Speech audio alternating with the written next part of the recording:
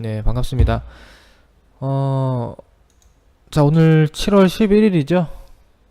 벌써 7월이네요. 이제 하반기가 시작이 됐습니다. 1월부터 6월 상반기가 이제 지나갔죠.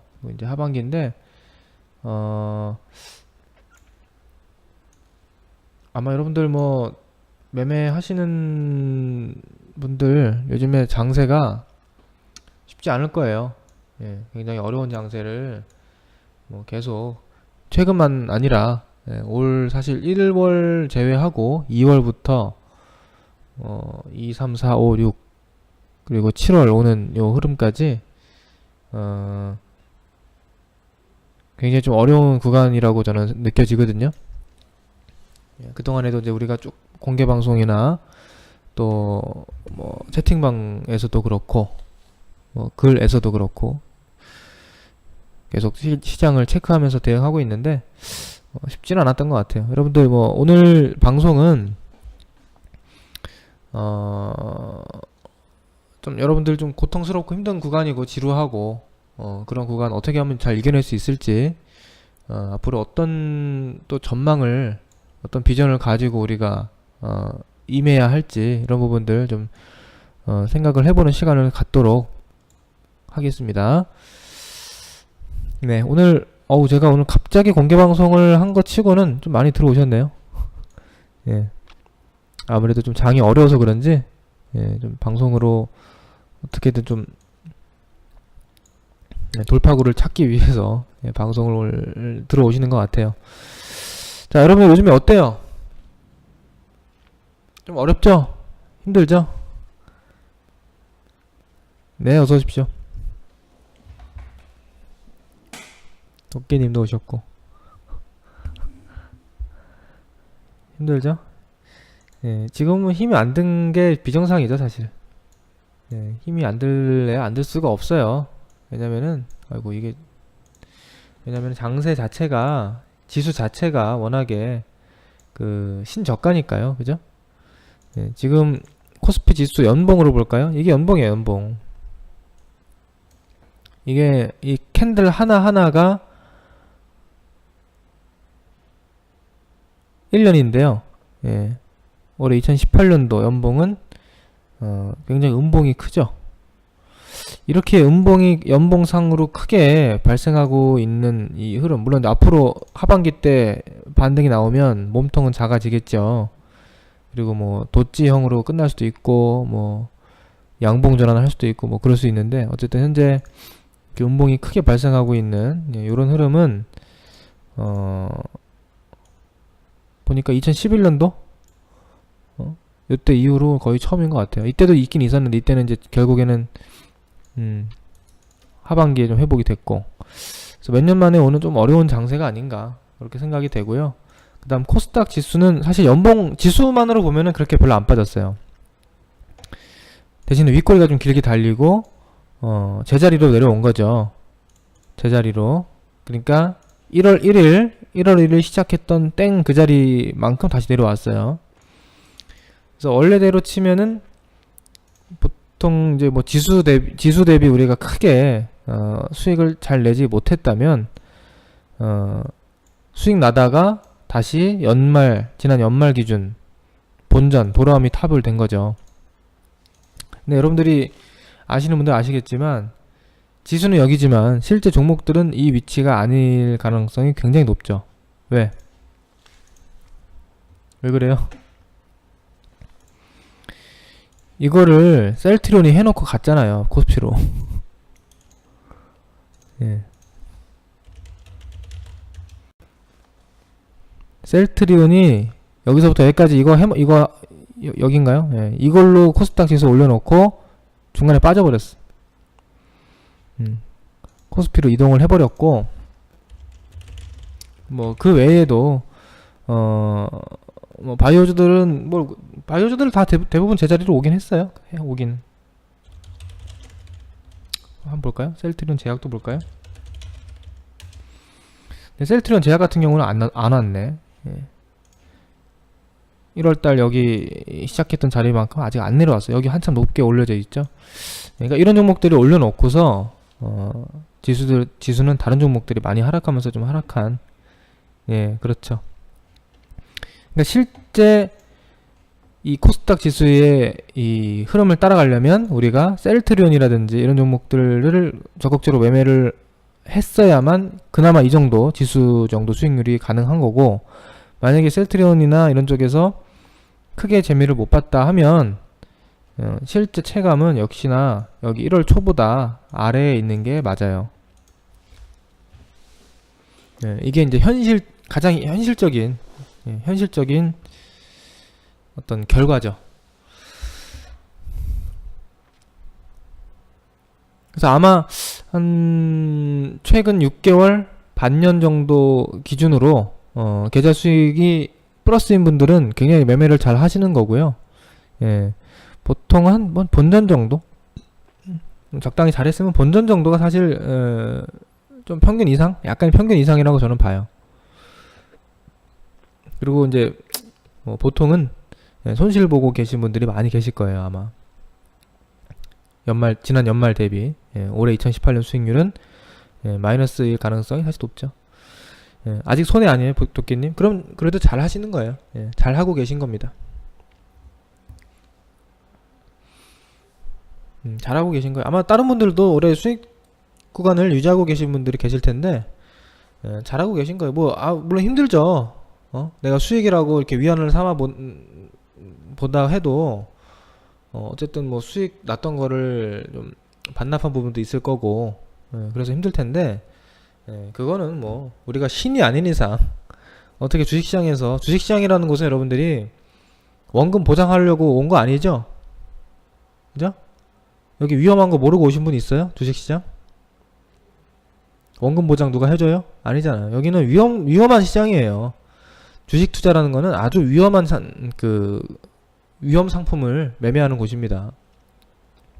원금 보장하려면 저기 은행에서 적금, 예금 이런 거 해야지. 그러면 주식시장에서는 이렇게 어려운 장이 오면요 손실 볼 수 있는 거예요. 그거 가지고 너무 그렇게 막 자괴감에 빠질 필요는 없어요. 여러분들 그렇게까지. 물론 더 잘하면 좋겠지만 그래도 현실은 어느 정도 받아들여야 된다는 거죠. 왜냐하면 지금 이런 장은요, 여러분들 펀드 가입하신 분들, 뭐 최근엔 벤처 펀드도 많이 활성화됐는데 그거 수익 나요? 펀드? 내가 개미라서 수익이 안 나요? 기관도 수익 안 납니다. 기관 외국인도 뭐 조금씩 차이는 있겠지만 평균적으로 이 현재 시점 기준으로 보면은 올해 수익 내기 힘든 장이에요. 기관 외국인들도 그 마찬가지죠. 일단 그렇게 좀 보시고요. 아무튼 이번 힘든 구간을 잘 이겨내야죠. 뭐 힘든 구간 하루 이틀 겪습니까? 여러분 이게 주식 투자 하시면서 이 정도 가지고 힘들어서 포기할 정도면은요 주식 투자 아예 하시면 안 돼요. 진짜로. 그쵸, 올해 다 마이너스겠지. 뭐 대부분의 펀드가 뭐 특수 펀드, 뭐 4차 산업 관련 펀드라든지 뭐 바이오 펀드라든지 이쪽에서 매매를 잘한 쪽은 일부 수익일 수 있는데 대부분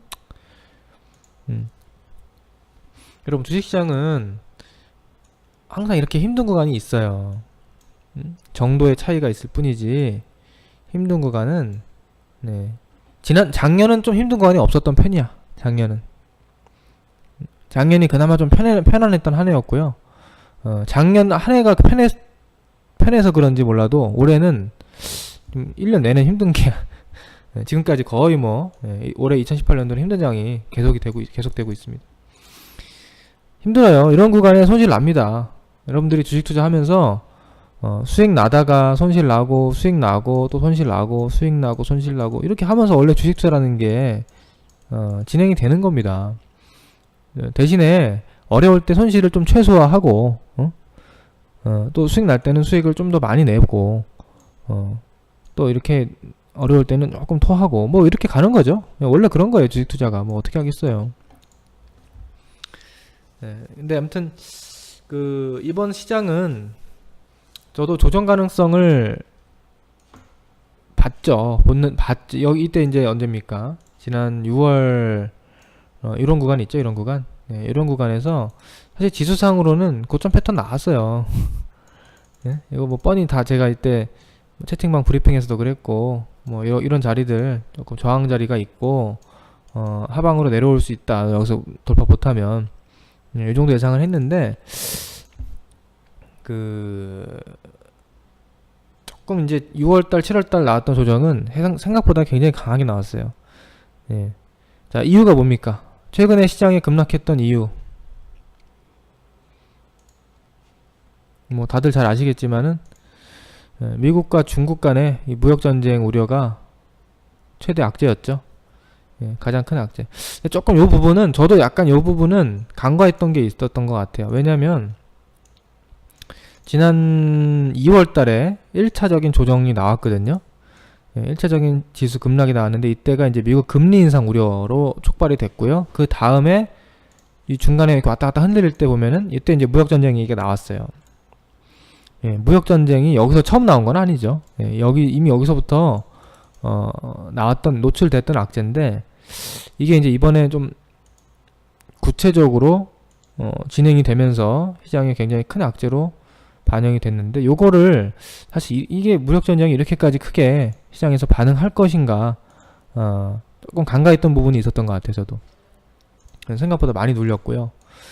근데 이런 부분들은 사실 좀 결과론도 있죠. 왜냐면은 미국 증시는 안 빠졌잖아요. 여러분 지금 나스닥 지수 보여요? 무역전쟁의 당사국이에요. 물론 무역전쟁해서 미국이 뭐 그렇게 지금 뭐 피해를 본다고 하지만 막상 피해 본 게 별로 없어요, 미국은.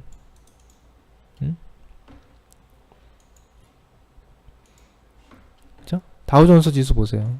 다우존스가 그나마 많이 빠졌는데 뭐 이 정도 올라왔으면 뭐 별거 아니잖아, 사실. 미국 기준으로 보면은 이 악재가 그렇게 큰 문제는 아니에요. 예, 근데 이제 어디입니까? 중국. 예, 중국이 이번에 굉장히 크게 주가가 빠졌죠. 그리고 한국, 우리 증시가 꽤 많이 빠졌어요. 참 이런 거 보면은 결국 이 무역전쟁 얘기가 이따가 좀 더 할 텐데, 이 무역전쟁이 과연 누가 유리한 게임인지, 이게 장기화되면 결국 누가 더 큰 피해를 볼 것인지는 뭐 나오잖아요, 그죠? 예. 이런 부분이 있었고, 그 다음에 우리나라는 또 자체적으로 이 6월달에 북미 정상회담이 있고 나서 그 결과가 조금 실망스럽게 진행이 되고 있죠. 예, 그때까지만 해도 이제 참 이게 일사천리로 풀릴 줄 알았는데 생각보다는 어떤 그 비핵화의 과정이 빨리빨리 진행이 되지 않고, 또 약간 이제 불신이라든지 이런 것들도 좀 보이고, 뭐 협상 간에 나타날 수 있는 뭐 그런 현상이긴 한데, 이런 것들이 좀 불확실성으로 작용하면서 남북경협주들이 많이 빠졌고, 또 그러면서 전체적으로 시장의 어떤 분위기가 많이 안 좋아졌던 것 같아요. 그래서 그런 것들이 종합적으로 6월달, 7월달에 우리 시장에 좀 생각보다 큰 하락을 만들어낸 게 아닌가, 그렇게 생각이 되는데요. 자, 제가 지난번 방송 때 이제 뭐 대략 이번 시장의 조정을 어느 정도까지 예상을 해야 되는지 말씀을 드렸어요. 그때가 지난 방송이 한 이때쯤이었나? 이때쯤 했던 것 같은데요.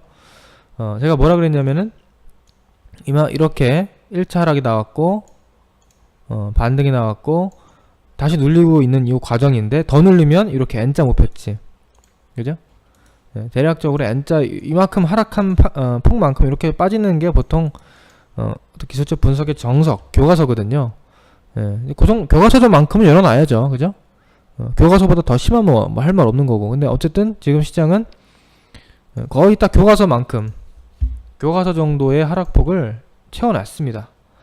그래서 제가 그때 말씀드리기를 이번에 좀 더 빠지면 2300 전후, 2300 전후를 예상하고, 정말 좀 많이 빠지면 2250 정도, 그렇게 말씀드렸어요. 기억나시나요? 지난 방송 한 달 전에 했던 방송에서 이렇게 예상했는데, 사실 이렇게 2250까지 안 내려오길 바라면서 안 내려오길 바라면서 이런 설명을 했던 기억이 나는데, 왔습니다. 왔고, 참 기가 막히게 그 자리에서 이제 무역전쟁, 미국이 관세 부과를 시행을 했고요. 예. 이미 선반영된 악재가 노출되니까 반등이 나왔습니다. 예. 그리고 이제 오늘은 약간 이제 또 잡음, 그 이후에 여러 가지 이제 뭐 무역전쟁이 이 부과되고 관세 부과되고 나서 이제 끝난 거 아니잖아요. 예. 좀 더 앞으로 이슈는 계속 될 텐데요. 예. 그거에 따른 여진, 또 추가적인 흔들림. 예, 근데 이제 큰 하락은 어느 정도 일단락 된 거라고 저는 봐요. 이 과정에서. 예, 근데 여기서 이제 뭐 이렇게 쭉쭉 가는 이런 흐름은 사실 힘들죠. 예, 왔다 갔다 하면서 그렇게 될 것 같은데요. 자, 미국 증시가 가장 약하게 하락했고 중국 증시가 가장 크게 하락했다. 예, 우리나라는 당연히 중국 따라가죠. 중국 영향력이 좀 또 있다 보니까. 그리고 이제 관세 부과를 한 이후에 악재 영향력은 좀 줄어들면서 서서히 반전될 것으로 저는 보고 있어요. 예, 왜냐면은 이게 뭐 다들 이제 무역전쟁 관련된 학습은 다들 하셨을 거예요, 대부분. 이게 중국이랑 미국이랑 이걸 계속 확대 해석해서 극과 극으로 달리면 서로 너무 이제 얻는 건 없어요, 크게. 그리고 너무 극으로 가면은 피해가 크단 말이죠. 그래서 지금 우리가 우려하는 것처럼 뭐 얘네가 뭐 세계 경기 침체를 이끌어낼 정도로 치고받고 해가지고 완전히 공멸로 갈 것이냐, 그건 아니다 이거죠. 그렇게 뭐 그렇게 갈지 안 갈지는 저도 몰라요.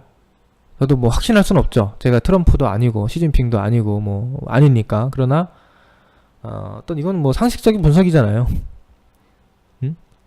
트럼프가 김정은이 미사일 쏘고 싸운다고 그렇게 했지만 결국에는 안 싸운다고 보는 게 합리적인 예상이잖아요. 상식적인 예상이잖아요. 걔네가 미사일 쏘고 핵폭탄 쏘고 싸워서 얻을 게 뭐야 도대체.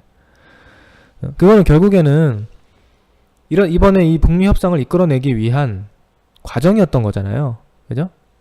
정말 전쟁 난다고 예상하는 거는 그건 조금 지나친 걱정이지. 이것도 마찬가지예요. 당연히 근데 이 둘이 갑자기 뭐 다음 달에 손 잡고 이제 미국과 중국 화해합시다 이렇게 가지는 않겠죠. 당연히 그렇게는 쉽지 않아요.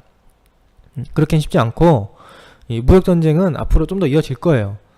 근데 왜냐하면 트럼프의 생각은요, 물론 이것을 그 선거에 어떤 자기 지지율을 위한 정치적 카드로 이용하는 부분도 물론 분명히 있지만은 진정으로 미국을 위해서 진정 미국을 위해서 이 중국과의 조금 불합리한 이 무역 관세 부분 이런 것들을 손 보려고 하는 거예요. 이거는 이미 대통령 되기 전부터 과거부터 이 공약에 있었던 거예요. 이거는.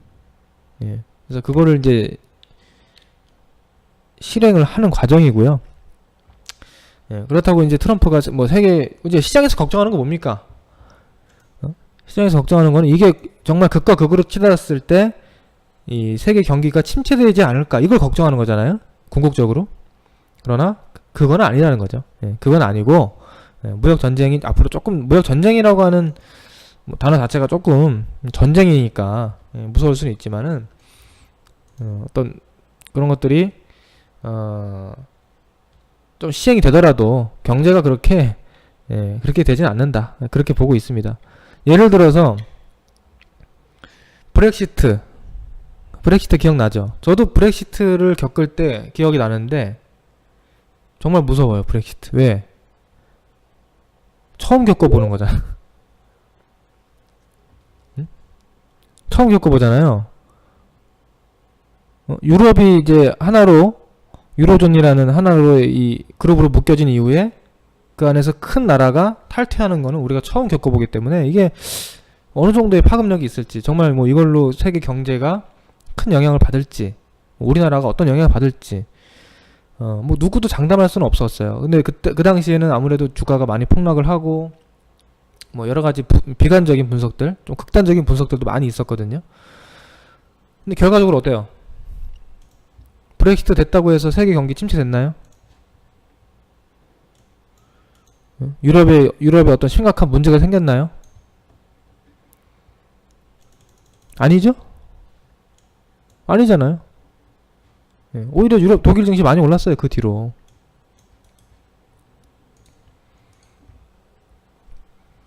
그러니까 바로 이거죠. 무역전쟁을 한다 안 한다 도 중요하지만 무역전쟁이 한다고 해서 꼭 세계 경제가 침체되고 대세 하락장이 온다? 그건 아니란 얘기지. 예. 정리하면 앞으로 이제 이런 무역전쟁 관련 이슈는 이어집니다.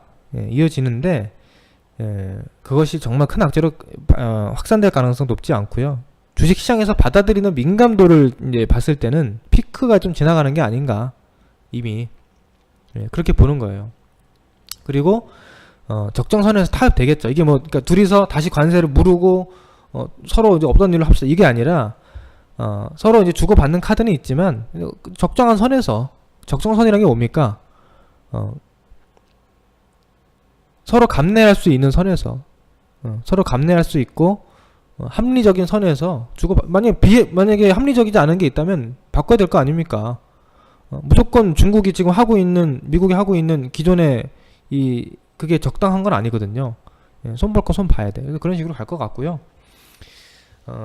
오늘 이제 트럼프가 2천억 불에 해당하는 추가 관세 부과에 대한 계획을 발표했다. 이러면서 아침에 우리 시장이 크게 하락했는데, 그러면서 좀 돌렸죠, 우리 시장. 근데, 뭐 오늘 밤 미국 증시의 반응이라든지, 그리고, 또 오늘과 내일, 또 중국의 어떤 반응들, 이런 것들 좀 더 체크해 볼 필요는 있을 것 같아요. 그래서, 지금 시장은, 이제 바닥을 잡는 과정이다. 그렇게 보고 있습니다. 바닥을 잡는 과정. 바닥을 확인하는 과정이에요. 확인하는 과정. 그러니까 바닥을 확인하는 과정이라는 게 바닥 찍고 앞으로 간다는 얘기가 아니라 과거의 사례를 한번 보면은 다 이해돼요. 바닥을 확인하는 과정. 바닥을 확인하는 과정. 제가 오늘 채팅방에서는 뭐 여기를 예를 들었죠. 악재가 나왔습니다. 이게 뭐였더라? 이게 브렉시트인가? 이게 브렉시트 아닌데? 아, 이게 브렉시트구나. 이게 트럼프인가? 자, 뭔가 악재가 있었어요. 뭔가 악재가 있어서 주가가 하락을 합니다. 이렇게 한 달 동안 하락하고 악재가 또 나와서 한번 더 흔들리고 뭐 이런 경우가 있죠. 근데 여기서 악재 끝. 이제 호재만 만발한다. 이거 아니잖아요. 당연히 여기서 우리를 괴롭혔던 내용들이 남아있어요.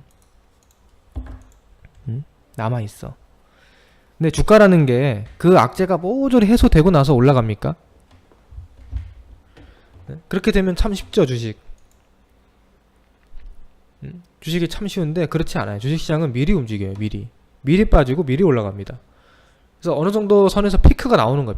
악재 피크가 나오고 그 다음부터는 악재가 있어도 그 이하로 안 빠지는 거예요. 빠지긴 빠지는데 흔들리면 나오는데 뭐 악재가 있으니까 더 하락하고 그게 아니란 얘기지. 이게 이제 뭐예요? 이게 바닥을 확인하는 거예요. 이게 이런 식으로. 아, 여기가 더 이상 안 빠지는구나. 악재가 있지만 더 이상 안 빠지는구나. 악재가 여기서 더 크게 확산되지 않겠구나. 이미 시장이 반영이 돼 있고 이제 앞으로 또 좋은 일도 있겠구나. 그러면서 여기가 바닥이 된 거 아닙니까? 근데 정확하게 바닥을 이렇게 확인할지 뭐 저렇게 확인할지 그거는 몰라요. 정확하게. 왜? 항상 그동안 바닥을 확인하는 패턴을 보시면 항상 달라요. 여기 다르고 여기 다르고 여기 다르고 여기 다르고 다 달라요. 그죠? 여기 볼까요? 여기는 이렇게 돼 있어요. 여기는 처음에 1차 하락이 쭉 나와서 꽝 투매를 만들고 반등이 좀 나와요. 이제 이제 끝났나? 해소됐나? 아닌데? 악재 한 번 더 있는데? 악재 또 나와요. 근데 아마 이 악재가 여기서 작용했던 악재의 연장선상일 가능성이 높아요. 이거 정확히 뭔지 기억 안 나는데 보통 이 악재의 후속타예요. 보통. 그럼 거기서 보통 사람들이 어떤 심리냐면 보세요. 여러분 쌍바닥이란 말 많이 들어봤죠? 쌍바닥이란 말 못 들어본 사람 없을까요? 주식 하시는 분들 중에서? 쌍바닥에서 사면 주식이 수익 나는데 왜 항상 쌍바닥이 어렵냐?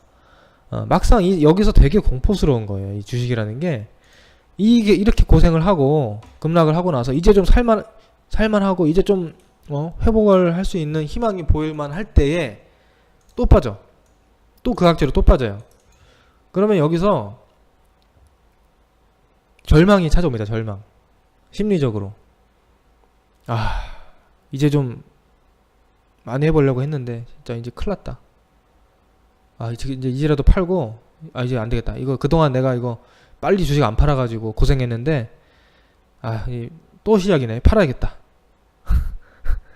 그죠? 응? 이번엔 내가 빨리 팔고 나중에 좀 진정되면 그때 사야지. 워낙에 당해가지고 그렇게 된다니까요, 사람이. 일반적인 심리상. 특히 초보자들은 더 그렇지.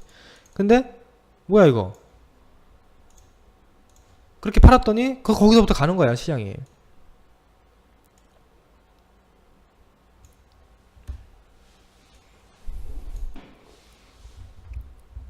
이해되시죠? 여기도 마찬가지야. 여기도 보세요. 악재가 나왔어요. 악재가 나와서 꽝 하고 이제 반등이 나옵니다. 드디어. 아, 이제 좀 끝났나? 이제 올라가려고 하나? 어디까지 가지? 이제 한 1950 가려나? 2000 가려나? 아우, 내 계좌는 어느 정도 가야 회복이 될까? 이런 이제 고민을 할 찰나에 악재가 또 나와요. 여기서 스물스물 또 나와. 응? 그럼 또 빠질 것 같아. 아우, 진짜 큰일 났네 이거. 아, 이제 팔아야겠다. 일단 여기선 팔고, 도저히 못 버티겠다. 여기서 팔고 나중에 더 빠지면 여기 사든지 뭐 어떻게 호재가 나오면 사든지 해야지 했더니 올라가 버려. 이렇게. 이런 경우가 많다. 응? 이해되시죠? 이거 이해되고 공감이 되시면 1번.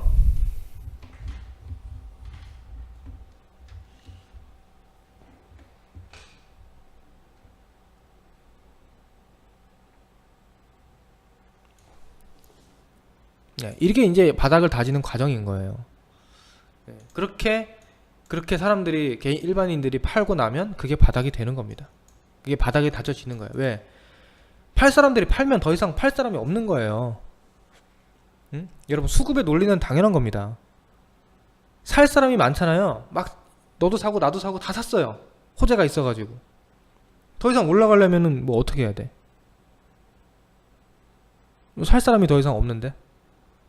누가 비싸게 주고 더 사야지 주가가 올라갈 텐데 더 이상 그렇게 살 사람이 없다 이거잖아요. 그럼 더 이상 안 가는 거예요. 호재가 있어도.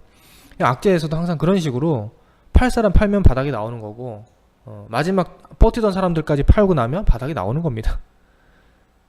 쉽게 말해서 다 팔면 더 이상 안 빠지는 거예요. 근데 이제 이게 지금이 다 판 상태인지 덜 판 상태인지는 뭐 그거를 우리가 정확하게 알 수는 없죠, 당연히. 예? 그걸 알면은 뭐 떼돈 벌지. 근데 지금 상황은 어느 정도 팔 사람은 많이 팔았다. 근데 바닥을 다지는 과정이라고 하면 뭐냐? 앞으로 또 이게 올라오겠죠. 올라오고 또 뭐 빠지고 할 수 있어요. 그럼 여기가 이제 이게 이렇게 빠진다면 이게 뭐예요? 이게 아직도 안 판 사람들 파는 거예요. 여기서 판 사람 말고 버티던 사람들도 아우 도저히 못 버티겠다 팔아요. 물론 개 중에 안 파는 사람도 당연히 있겠지. 끝까지 안 파는 사람 안 팔지만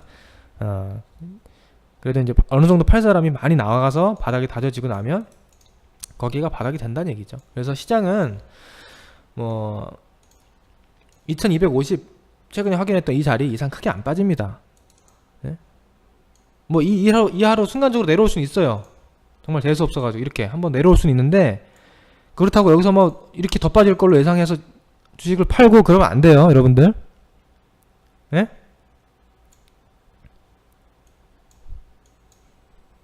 방금 전에 봤던 그런 사례들, 이런 사례들을 떠올리면서 참을 거면은 끝까지 참아야 돼요, 여러분들. 끝까지 참고 마지막에 털리면 진짜 그거는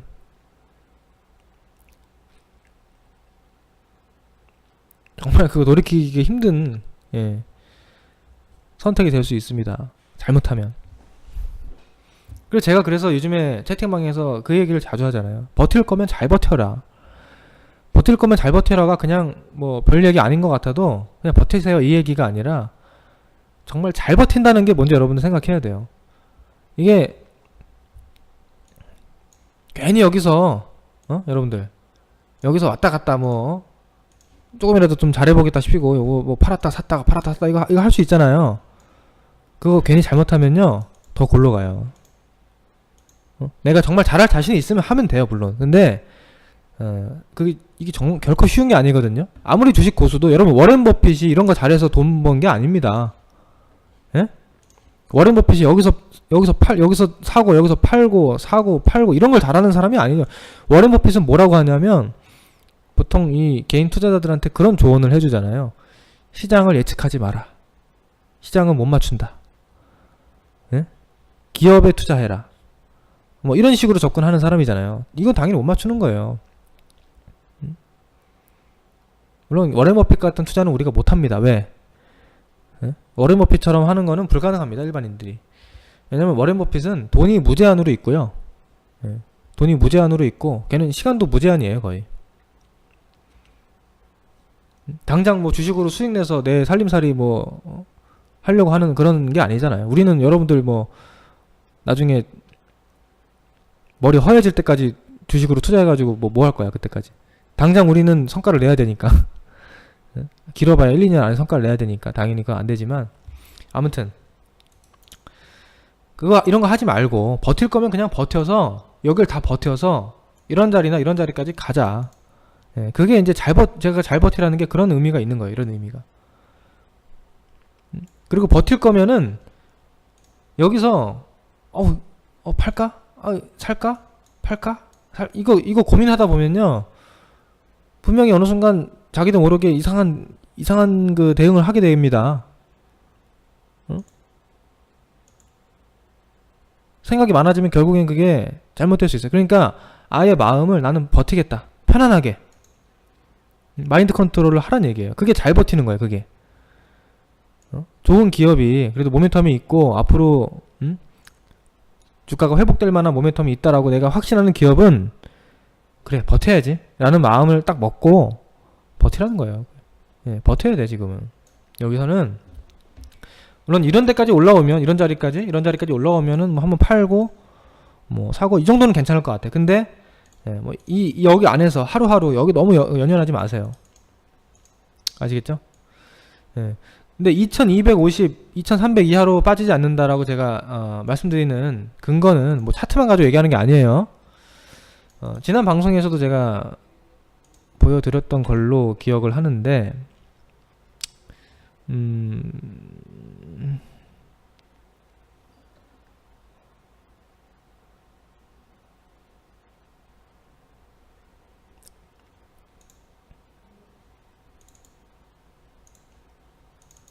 어디더라?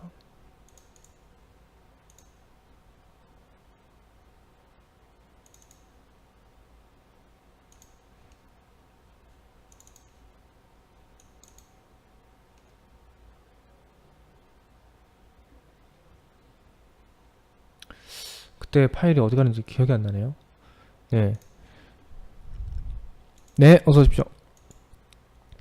자, 우리 시장에 이제 그 PBR이라고 하는 지표를 우리가 보통 얘기하는데요. 뭐 인터넷에 검색해도 나와요, 이거는. 요즘에 또 뭐 관련된 얘기가 나왔나?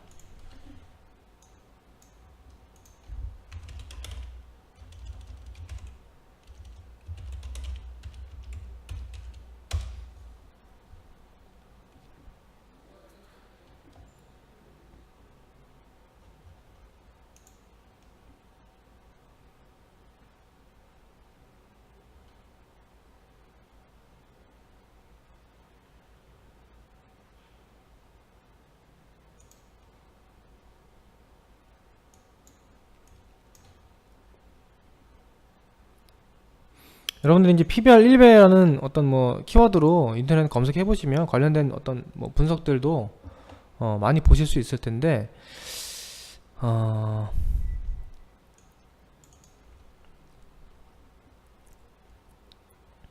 우리나라 증시가 PBR 그러니까 우리 코스피 기준 그러니까 코스피 지수는 코스피 종목들이죠. 코스피 기업들의 순자산가치와 현재 주식의 시가총액 합이 똑같으면 1이에요. 그게 1. 그런데 만약에 지수가 2250 이하로 내려가면 코스피 기업들의 순자산 가치의 합보다 시가총액이 낮아지게 됩니다. 예, 그러니까 현재의 기본적인 청산 가치만도 못한 주가가 되는 거죠.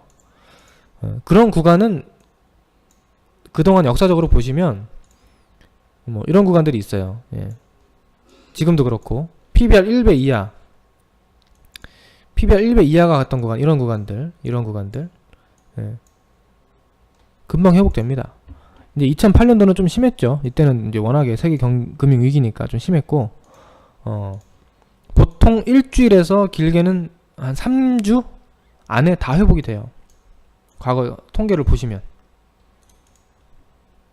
근데 지금 내려왔어요, 이번에. 만약에 지수가 이 이하를 뚫고 2200도 깨고 뭐 이렇게 내려간다 그러면요, 그거는 이제 어떤 게 가정이 돼야 되냐면 정말 위기가 오는 거예요. 그거는 이 나라에 또는 글로벌적으로. 근데 지금 세계적으로는 위기가 올 가능성은 거의 없거든요. 예? 지금 미국 경기가 좋고 뭐 전체적으로 글로벌 경기는 나쁘지 않아요. 그런데 만약 이렇게 된다면 우리나라 자체적으로 뭔가 뭐 망조가 든다거나, 예, 우리나라가 경제가 세계 글로벌과 동조화되지 못하고 혼자서 침체와 어떤 뭐 위기, 제2의 IMF 이렇게 된다 그러면 이제 밑으로 가는 거야. 예, 그러니까 그렇게만 되지 않는다고 하면 지수는 이하로 안 빠집니다. 아시겠죠? 예. 지금 그걸 가정하고 주식하면은 뭐 다 팔아야지 뭐. 예. 근데 그게 아니면요, 이 이하는요 받아야 되는 거예요. 받아야 돼. 버텨야 되고. 아시겠죠? 예. 어떤 마지노선이라고 보시면 되고요. 대신에 아까 말씀드렸던 뭐 잠깐의 출렁거림, 일시적인 어떤 이런 것들, 이런 것들은 뭐 나올 수도 있다. 근데 그거는 이제 우리가 미리 예상하기는 힘들죠. 뭐 언제 몇 월 며칠 날 어떻게 낸다, 그거는 예상 못해. 그런 걸 예상하는 건 신의 영역이고. 자, 그 다음에 코스닥 지수 잠깐 보면은 오늘 채팅방에서 뭐 충분히 말씀드렸어요. 이게 지금 저항에 딱 맞았죠? 그죠? 이게 뭡니까? 코스닥 지수의 패턴이 어떻게 딱 기가 막혀. 패턴도 참.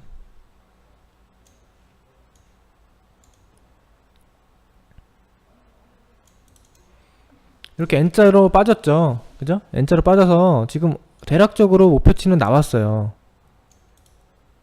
대략 목표치는 나왔는데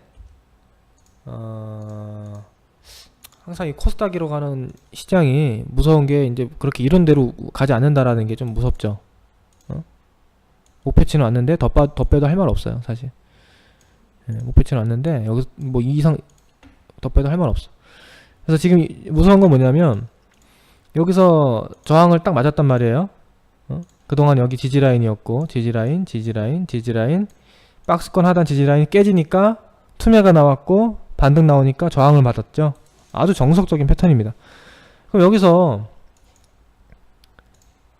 주가가 여기서 이렇게 쌍바닥으로, 그러니까 이렇게 해서 저항받고 한번 눌려서 이렇게 돌리는 이 패턴이 가장 이상적인 패턴. 이렇게 되는 게 가장 이상적인 패턴입니다. 저도 이렇게 됐으면 좋겠어요. 이렇게 되면 가장 좋죠. 근데 이제 문제는 뭐냐면 이게 이렇게 가는 게 아니라 조금 더 저점을 낮추는 패턴이라든지 투매를 한번 받는다든지 한 번 더 받는다든지, 이런 식으로 간다든지, 아니면 차라리 이게 나아요, 여러분들.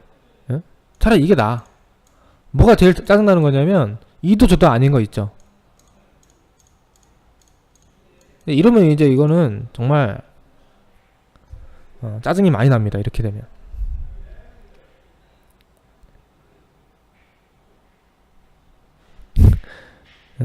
이해 가시죠? 어떤 상황들인지. 이제 각 시나리오가 있는데 지금 어떻게 전개가 될지는 솔직히 뭐 미리 예단하는 거는 의미가 없어요. 그건 뭐 말 그대로 예단이야, 예단. 뭐 노스트라다무스도 아니고, 이거는 우리가 그날 체크를 하는 수밖에 없습니다. 시나리오는 이렇게 열어놓고 보시면 돼요. 최상의 시나리오가 좀 되기를 바라면서 보긴 보는데, 만약에 이제 이런 거죠. 눌려요. 눌렸다가 반등이 나오는데 이 반등이 뭐 희마리가 하나도 없고 뭐 외국인 기관 메이저 수급도 별로 뭐 순매수가 안 잡히고 이러면 어떻게 되는 거예요? 여기 못 넘어가요. 그죠? 여기 넘어가려면 어떻게 해야 됩니까? 여기를 뚫고 이제 여기를 이 안에 안착을 하려면 굉장히 강한 시세, 거래량, 그리고 외국인 기관의 어떤 그 의지 이런 것들이 나타나야 여기가 들어가는 거거든요. 예, 이게 반등 시 탄력과 이런 것도 종합적으로 봐야 되고, 그게 아니면 여기서 너무 막 기대해가지고 여기서 이제 와서 여기서 막 이리 올라갈 때 추격 매수하고 그러면 또 물리는 거예요. 그거는 아시겠죠? 예. 그래서 일단은 눌리는 패턴이에요. 지금 일단은 오늘 흐름을 봐서는 내일 뭐 추가 조정 가능성이 분명히 있고요. 최대한 빨리 돌리는 게 좋은데, 예. 지금은 일단 지수상으로는 조금 보수적으로 보는 게 맞습니다.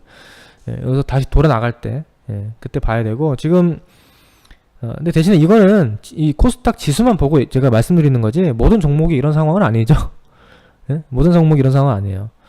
예. 근데 뭐 많은 종목들이 이런 상황이겠죠.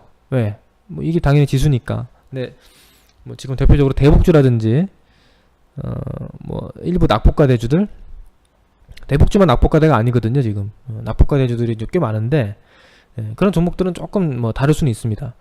예, 종목들 대응은 또 종목대로 따로 분석을 하는 게 맞고요. 지금은. 근데 만약에 여기서 지수가 아까 두 번째 시나리오 좀 크게 눌렸다 간다 이렇게 한 번 더 저점을 깨서 털고 간다 그러면 여기서는 뭐 사실 장사 없죠. 예? 이렇게 되면 뭐 대부분 종목들이 영향권에 들어오겠죠. 이렇게까지 시장이 흔들리면. 예, 그런데 이것도 뭐 참아줘야지 뭐 이렇게 되면. 여기서 투매하면 안 된다. 이렇게 보시고, 아무튼 뭐 지금 제가 원래 보통 때 방송은 좀 시장이 희망이 보일 때, 이제 좀 막 반등이 진행되고 어떤 수익의 희망이 한창 보일 때 제가 방송을 많이 했었어요. 그동안에는. 근데 오늘은 그냥 하는 거예요. 장이 어려운 구간이지만 하는 거예요. 오늘. 그러니까 오늘은 이제 그러니까 그렇게 오해하실 수 있어요. 국대님 방송하네? 이제 시장 가려고 하나? 이제 좋아지나? 뭐 크게 보면 좋아지겠죠. 예, 크게 보면 좋아질 수 있는데, 예, 그 제가 뭐 타이밍 맞춰서 오늘 방송을 연 건 아니다. 예, 그거 좀 이해하시고요. 대응 전략을 앞으로 이제 시나리오를 그렇게 말씀을 드린 겁니다. 예. 예, 좋아졌으면 저도 좋겠어요. 빨리. 예, 근데 뭐 그게 제 어떤 바람만으로 시장이 좋아지는 건 아니니까. 지금 뭐 시장 뭐 다음 주에 올라갑니다. 이거는 뭐 그렇게 얘기하는 사람 있을 수도 있어요, 지금. 근데 그건 굉장히 무책임한 발언이 될 수 있습니다. 뭐 신이에요? 지가 트럼프야? 뭐 그렇게 아무리 예상을 하면 뭐 합니까? 내일 다음 주에 갑니다 예상했는데 트럼프 한마디면 바로 빠지는 거 아니에요. 자기가 시장을 주무르는 주포도 아니고 그런 예상을 함부로 하는 거 아니에요. 그래서 저는 있는 그대로 현재의 상황을 말씀드린 거고. 자, 그러면 이제 어떻게 전략을 가져가야 될지. 예? 전략은 또 우리가 객관적으로 이성적으로 생각하면 쉽습니다. 중장기적인 관점이면 뭐예요? 여러분들, 이렇게 가든 이렇게 뭐 지그재그 횡보하다 가든 이렇게 예쁘게 가든 관점은 중기적으로 뭐예요? 분할 매수하면 돼요. 사실 코스피나 코스닥이나 현재 가격 이하는 중기적인 관점에서는 분할 매수. 뭐 최저점을 잡을 생각을 하면 사실 힘들죠. 어디가 최저점인지는 사실 미리 알 수가 없으니까. 그러나 좀 분할 매수 하겠다라는 생각이면은 괜찮아요. 대신에 전제 조건은 뭐라고요? 어떤 경제 위기, 정말 시스템적인 위기나 어떤 침체 이렇게 가지는 않는다라는 전제 하에, 예. 지금 뭐 그럴 가능성 높지 않다고 보는데, 예. 매수고요. 뭐 단기 관점에서 어떻게 해야 됩니까? 단기 관점에서 뭐 별 수 있어요? 예. 올라오면 좀 매도하고요. 올라오면 어느 정도 매도하고, 코스닥으로 치면 쉽잖아요. 코스닥으로 치면 어제 매도지. 내가 코스닥 레버리지를 매매한다 그러면 처음에 나왔을 때 샀다가 어제 이런 자리 매도 자리에요. 단기 저항에서 매도 자리. 그리고 좀 만약에 기다렸다가 오늘은 애매하죠. 여러분 오늘이 아주 의미 있는 어떤 흐름이 나왔습니까? 어때요? 여러분들이 봤을 때 깨고 저항 맞고 오늘 하루 눌렸어요. 야 이거 뭐 변곡점 나왔다. 야 좋다. 이런 거 아니잖아 아직. 그죠? 더 빠질 가능성이 있어요. 아직 뭐 이게 오늘은 되게 애매한 흐름이야 이거 진짜. 그러면 오늘 같은 날 단기는 관망을 해야죠. 관망. 중기도 아니고 단기인데 그죠? 그래서 오늘 우리 체험반도 그렇고 VIP 단타반도 오늘 매매 안 했죠? 그래서 오늘 추천주 뭐예요? 단타 추천주. 오늘 종가 추천주 뭐가 나간 거예요? 그래서 현금이 나간 거예요. 현금. 네, 오늘은 현금이 나간 겁니다. 네, 이렇게 하고 만약에 또 눌린다. 눌려서 이렇게 좀 투매가 나온다. 단기간에 내일 만약에 투매가 나온다. 그러면 전저점 근처나 이런 데서 매수를 한번 노려볼 수 있겠죠. 그죠? 근데 이거 여러분 주식은 대응입니다. 전저점 내려오면 매수라고? 매수가 아니라 매수를 노려볼 수 있겠다라고 제가 말씀드렸죠. 이렇게 내려오는데 매수일 수도 있고 매수가 아닐 수도 있어요. 이 내려오는 상황이랑 종목들의 흐름이랑 수급 여러 가지를 다 봐야 됩니다. 그래서 이게 이렇게 밀리다가 밑거리를 잡고 돌릴 가능성이 높은 투매면 분할 매수를 들어가는 거고요. 투매에서 야 이거 투매가 심상치가 않다. 이거 한번 더 깨겠다. 여기 이 정도에서 끝나는 게 아니라 한번 더 깨서 한번 요 밑둥을 깨고 나서 돌리지 않을까? 이런 가능성이 보이면 단기적인 어떤 전략도 급하게 가져가면 안 되겠죠. 그죠? 그거는 이제 계속 봐야 돼요. 예, 뭐 미국 증시도 오늘 또 봐야 되고 내일 중국도 봐야 되고 매일 볼 게 많습니다. 단기는 그래서 매일매일 대응하는 수밖에 없다. 하지만 뭐 크게 정리하면 당연히 반등시 매도, 관망 또 조정시 매수 이렇게 보는 게 맞다. 근데 중기적으로 보면은 그냥 이거를 뭐 통짜로 조정시 매수, 조정시 분할 매수 이렇게 보시면 될 것 같고. 참 전략은 쉽죠. 전략은 쉬운데 이게 막상 어려운 건 왜 그래요? 제가 이 전략을 말하는 거는 몇 초만 얘기할 수 있는 건데, 한마디만 한번 얘기할 수 있는 건데, 막상 그 전략을 실행하는 거는 며칠이 걸리거든요. 며칠을 봐야 되고, 또는 며칠이 아니라 1주, 2주 이상 지켜보면서 과정이 이어지니까, 그 과정에서 이제, 뭐 시간적으로도 힘들고, 그런 거죠. 자, 그 다음에 이제, 그럼 어떤 쪽을 봐야 될지, 또 보시면 제가 이제 지난 방송 때까지만 해도 이제 뭐 업종별로 쭉 보면서 어떤 업종이 살아있고 어느 업종이 뭐 박스권이고 어떤 업종이 아직 죽어있고 쭉 했는데 지금 어떨까요 여러분들? 지난 방송 기억나시는 분, 제가 음식료 업종이 조금 좋아진 것 같은데 아직은 아니다, 좀 봐야 된다. 근데 음식료 업종이 좀 지금 상황은 의미가 있어 보인다, 이렇게까지 말씀을 드렸거든요. 이게 음식료 업종 사태예요. 근데 여기가 아직 돌파는 안 됐었어요 그 당시에. 그죠? 돌파는 안 됐었는데 돌파되면 좋아지니까 좀 볼 필요 있다 했어요. 어떻게 됐습니까? 돌파 안 됐어요. 그럼 결과적으로 뭐예요? 결과적으로 전고점 매도, 전고점 매도, 저항에서는 매도, 이게 맞은 거죠? 그죠? 그래서 여러분들이 매매할 때 다 알아요. 여러분들 이거 저항에서 매도하는 거 모르는 분들이 있어요? 전고점 저항 오면 매도하는 게 좋다, 저항이다, 이거 다 알잖아요. 근데 이제 그런 거잖아 항상. 돌파될 것 같은데?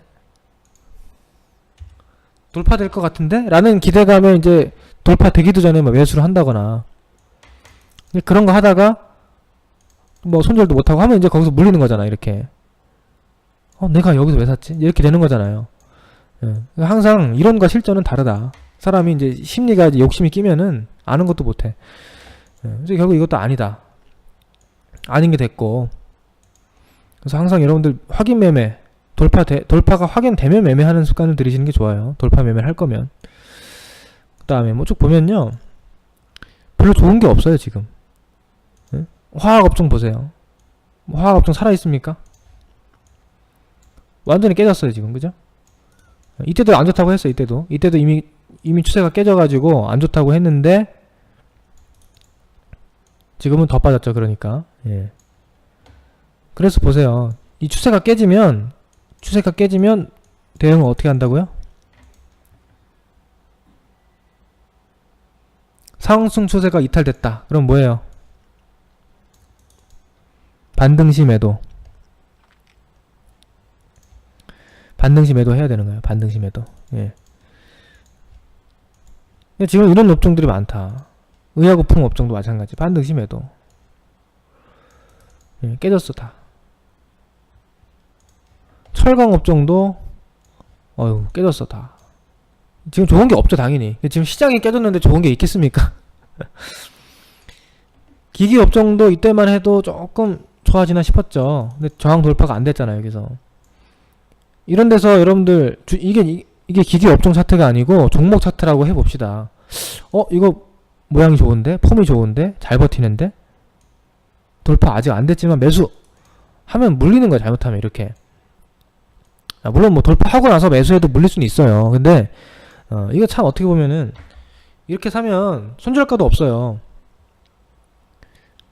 이제 뭐 이건 교육인데요. 이게 돌파가 돼서 매수하잖아요. 차라리 돌파가 돼서 매수하면 지지선 저항선 돌파가 돼서 매수하면 그 선이 다시 깨지면 매도하면 됩니다. 그죠? 여기가 깨지면 매도하면 돼. 이 어떤 기준이 명확하잖아요. 근데 돌파가 되기 전에 매수하잖아요? 그러면 기준이 되게 애매해요.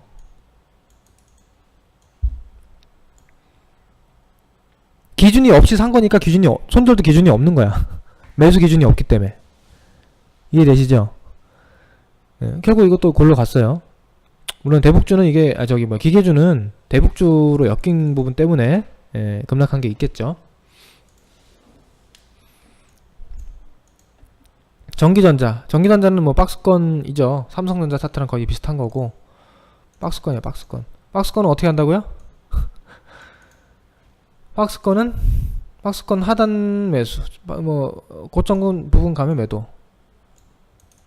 뭐 반등시 매도죠 결국에는. 이것도 어쨌든 추세는 깨진 거니까.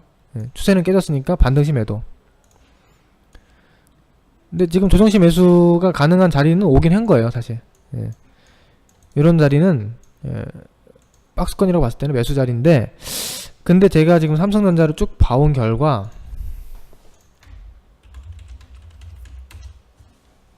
아직 바닥이 좀 아닌 듯한 모습도 있어요.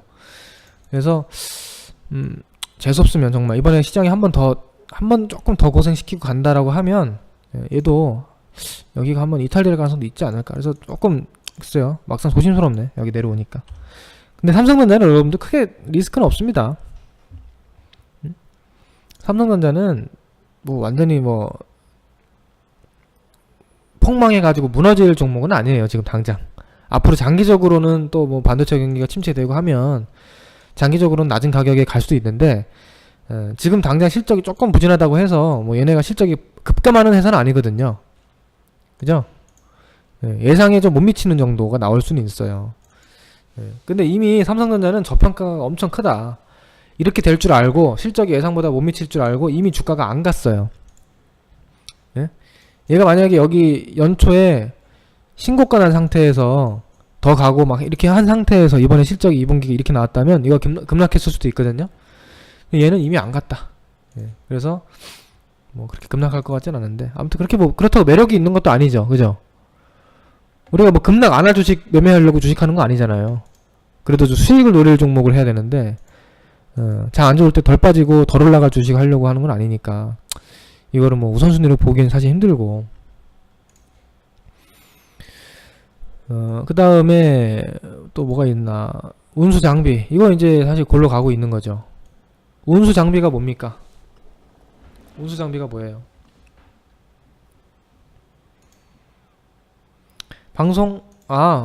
공개 방송은 그냥 원래 문자는 안 보내요. 예. 5시 한 20분부터 했나요? 예, 녹화가 다 돼 있으니까요. 이따 녹화 방송 보십시오. 예, 녹화하고 있습니다.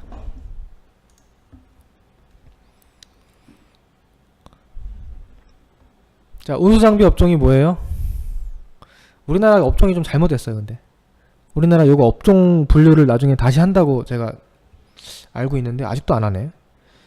예, 운수 장비는 말 그대로 이제 운수할 때 필요한 장비, 배랑 자동차랑 다 있어요. 아 근데 이게 말이 됩니까? 조선이랑 자동차를 묶어놓은 게 말이 돼요? 말이 안 되는데 여기 묶여져 있습니다. 예. 이 업종 안에는 현대중공업, 현대미포도선, 삼성중공업, 현대차, 기아차, 뭐 현대모비스가 다 묶여 있어요. 근데 걔네가 다 안 좋죠. 특히 현대차, 기아차가 안 좋죠. 예. 그리고 얘네가 현대 기아차가 많이 빠지니까 이쪽이 빠지는 거예요. 자동차는 참 얘네도 안타깝습니다. 이게 뭐 돈을 못 버냐? 돈 못 벌지 않아요. 돈 잘 벌어요, 현대차. 분기에 이렇게 막 6,800억씩 어마어마한 돈을 벌어요. 근데 문제는 뭐예요? 과거보다 돈을 못 벌잖아, 지금 이제. 작년 1월 1분기에 1조 2천억 이상 나왔던 영업이익이 올해 1분기에 6,800억. 반토막 났어요, 반토막. 그럼 주가는 못 가는 거죠. 예. 앞에보다 뒤에가 안 좋으니까. 근데 이게 자동차가 여러분들이 생각할 때 어때요? 좀 좋아질 것 같아요? 이제?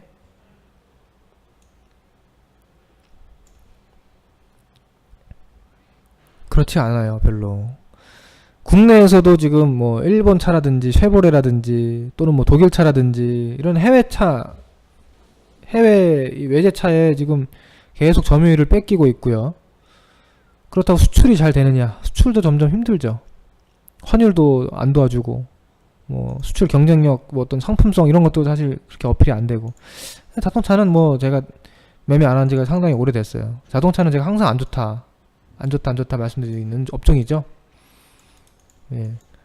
글쎄요, 뭐 아주 뭐 몇 년 뒤 장기적으로 본다면 어떤 반전이 있을지 모르겠지만 당분간은 자동차는 별로 매력이 없습니다. 자, 또 봅시다. 쭉 보면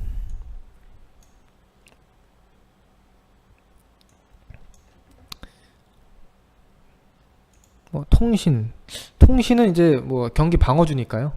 얘는 뭐 좋아지고 나빠지고 없잖아요. 예, 경기 방어주니까 이게 장이 안 좋을 때는 오히려 좀 버티는 맛은 있어요.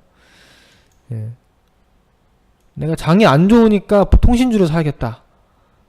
뭐 그런 접근은 충분히 좋은 접근인데 뭐 인버스 투자를 하는 방법도 있고 그렇게 하면.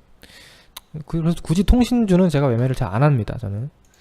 자, 금융업종도 지금 안 좋아요. 증권 당연히 안 좋죠. 증권주는 시장이 안 좋으면 당연히 안 좋지. 예, 그나마 은행주가 좀 버티는 정도. 보험주 엄청 빠졌어. 자, 쭉 보면 어때요? 지금까지 쭉 보는 업종들은 어떻습니까? 많이 빠지고 주가가 많이 내려오고 추세가 깨진 상태에서 뭐 그렇죠? 안 좋아요. 근데 이제 한 가지 이제 다른 부분이 있어요. 추세가 깨지고 안 좋은데 어떤 매력이 있습니까?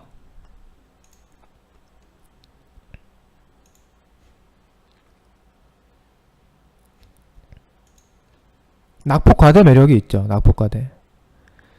예. 안 좋은 상태에서 많이 빠졌잖아요. 예를 들어서 보험주로 예를 들면 이런 데까지 빠졌잖아. 여기서 막 손절매 해요? 여기서 포기합니까? 그건 아니지. 오히려 이런 데서는 이게 앞으로 뭐 주도주가 되고 뭐 엄청 좋아지고 상승 추세, 이걸 꼭 해서는 아니다. 낙폭과대에 따른 매수, 박스권 하단 매수, 뭐 이런 관점에서 볼 수 있는 겁니다. 예, 방금 쭉 봤던 업종들 있잖아요. 화학주도 마찬가지. 화학주도 이런 자리 지지받을 자리 한번 오니까 이렇게 화학업종도 이렇게 해서 이렇게 빠졌죠. 이렇게. 예, 얘가 여기서 이렇게 쭉쭉 빠질 거냐? 그건 아닌 것 같다. 여기서 어느 정도 진정되면 얘가 뭐 주도주가 되지 못할지언정 반등은 나온다. 반등은 낙폭 과대에 따른 반등은 나올 가능성이 있다. 예, 이런 관점으로 보는 겁니다. 기계도 마찬가지고. 예. 자, 그 다음에 이제 우리가 안 보는 업종이 하나 있어요. 제가 지난 방송까지 좀 사실 강조했던 업종이 건설이랑 시멘트 업종 이쪽이죠. 예. 그러니까 얘네는 뭐예요? 얘네는 추세 반전, 반대로 추세가 돌파된 이후에 추세가 돌파되고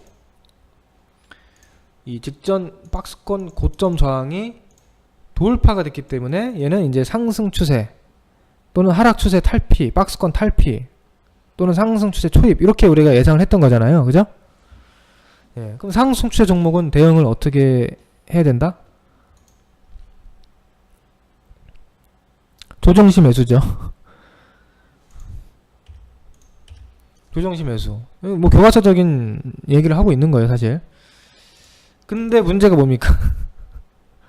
문제가 조정이 너무 깊어. 조정시 매수를 했는데 조정이 너무 깊어. 이게 좀 문제가 된 거예요. 시장이 워낙 안 좋으니까. 네. 시장이 워낙 안 좋아서 조정이 너무 깊다. 근데 얘도 결국에는 낙폭 과대잖아요. 그죠? 여러분 잘 생각을 해보세요. 잘 생각을 해보세요. 교과서적으로 생각해보는 거야. 교과서적으로. 추세가 깨지고 저가를 갱신하는 기계업종 낙폭과대가 매력이 더 큰 건가요? 아니면은 그래도 상승 추세 저항 돌파를 했다가 낙폭과대 온 게 매력이 더 클까요? 그래도 후자가 난 거죠. 굳이 따지자면. 그죠?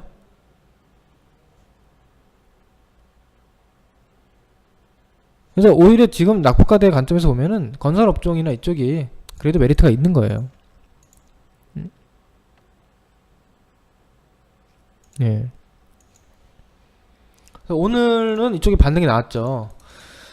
오늘 반등 나온 거는 참 그래도 뭐 그래도 의미를 좀 부여할 수 있는 반등일 수도 있는데요. 왜? 오늘 지수가 급락했잖아요. 오늘 코스닥 1% 급락하고 코스피도 장중에 거의 1% 이상 급락했다가 이제 뭐 종가에 조금 올려놨지만 지수가 하락한 와중에 건설업종은 반등이 나왔다. 왜? 낙폭이 너무 크다 이거죠. 너무 낙폭이 크고 반등이 안 나왔다. 이런 이제 공감대가 좀 나오는 거예요 지금.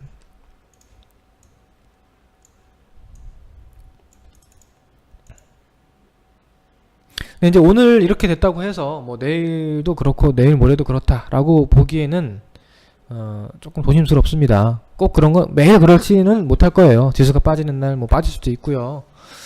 뭐 지수가 오르는 날 반대로 또 눌릴 수도 있고 그런 건데 어쨌든 지금 어떤 교과서적인 분석상으로는 그렇다.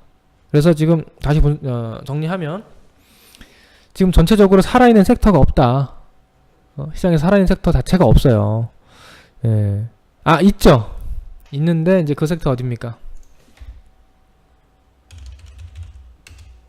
아까 전에 어떤 분이 엔터 질문 하셨는데 엔터도 봐드릴게요. 전기차 살아있어요. 전기차. 오늘 일진 머티리얼즈가 여기 고점 돌파하는 의미 있는 흐름 나왔죠. 박스권. 여러분 박스권 패턴은 박스권 저점 매수, 박스권 저점에서 박스권 고점 매도.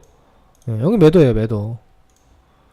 박스권 상단 매도고 이제 오늘 돌파가 나오니까 이제부터 다시 뭐 매수 관점에서 보든 뭐 할 수 있는 거죠 사실.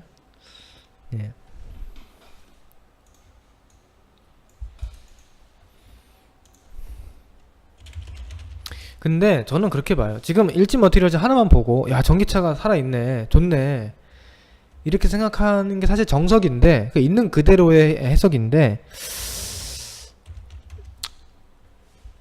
너무 그렇게 생각하시면 또 안 돼요. 지금 여러분들 너무 그렇게 생각하시면 안 됩니다. 그게 오히려 위험할 수가 있어요. 단기적으로 좋아 보이게 만들고 있는데 거기서 또 한번 속임수가 나올 수 있다. 그래서 전기차 쪽을 지금 굳이 무리하게 추격 매수를 할 필요는 없다고 저는 봅니다. 그러니까 뭐 포트의 일부를 지금 당장 살아 있으니까 포트의 일부를 매매하는 것 정도는 괜찮은데 야 이게 전기차가 최고네 해서 뭐 다른 걸 다 팔고 납부가대를 팔아가지고 전기차로 들어간다 라는 거는 부담이 있다는 거예요. 왜냐면 이제 항상 주식이 그래요. 좋아 보이다가 꺾이는 것도 한순간이거든요. 예? 지금 좋아 보이죠? 3일 뒤에 되게 안 좋아 보일 수도 있어요. 응? 무슨 말인지 아시죠? 지금 사막 콘덴서라든지 이런 선도주들은 이미 많이 올랐거든요. 지금 일진 머티리얼즈가 더 가고 막 전기차가 동반해서 더 터진다. 그럼 사막 콘덴서 더 간다는 얘기인데 사실 그게 쉬울까요? 사막 전기가 더 간다는 얘기인데 이런 쪽도 좀 부담이 있잖아요. 대장주 기준으로 보면 과열이 좀 심해요. 그래서 그럼 얘네들이 눌리고 얘네 사막 콘덴서 눌린다? 그러면 사실 얘네들도 조금 봐야 돼. 그래서 일진 머티리얼즈도 어떻게 되냐면 여기 돌파는 나왔지만 눌림목 구간 지지력 이런 것들도 좀 체크를 해볼 필요가 있고요. 예. 근데 당장은 좋아요. 당장은 뭐 눌리면 붙어볼만 자리긴 한데요. 너무 맹목적으로 좋게 볼 필요는 볼 정도는 아니다. 개인적으로 그렇게 보고 있습니다. 아시겠죠?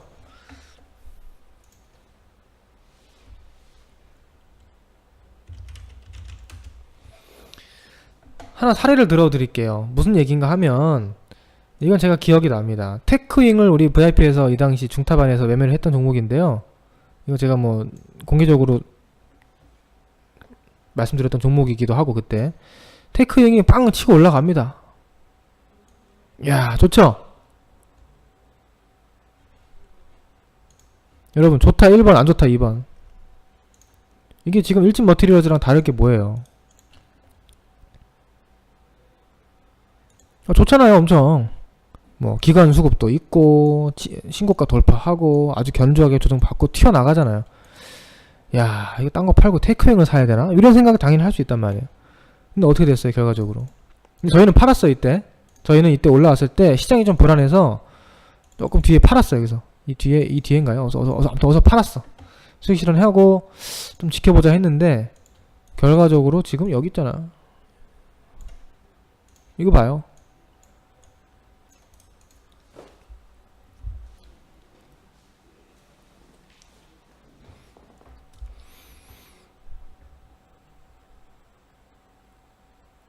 뭔 말인지 아시겠죠 이제? 제가 하는 말이 뭔 말인지 아시겠죠? 그러니까 이게 너무 이게 가는 것만 쫓아다니다 보면요 항상 끝물에 물릴 수가 있어요. 그래서 이거는 사실 이거죠. 뭐 쉽게 생각할 수 있습니다. 돌파한 거 매수하는 거 좋아요. 좋아요. 대신에 어디가 손절가예요? 여기 깨지면 손절하면 되는 거잖아요. 그죠? 손절하면 돼요. 그러니까 일진 머티리얼즈도 돌파했어. 매수 좋아요. 근데 이렇게 돼도 손절 안 하고 이렇게 돼도 손절 안 하고 이렇게 되면 이제 그 뭐 산으로 가는 거예요. 바다로 가는 거고.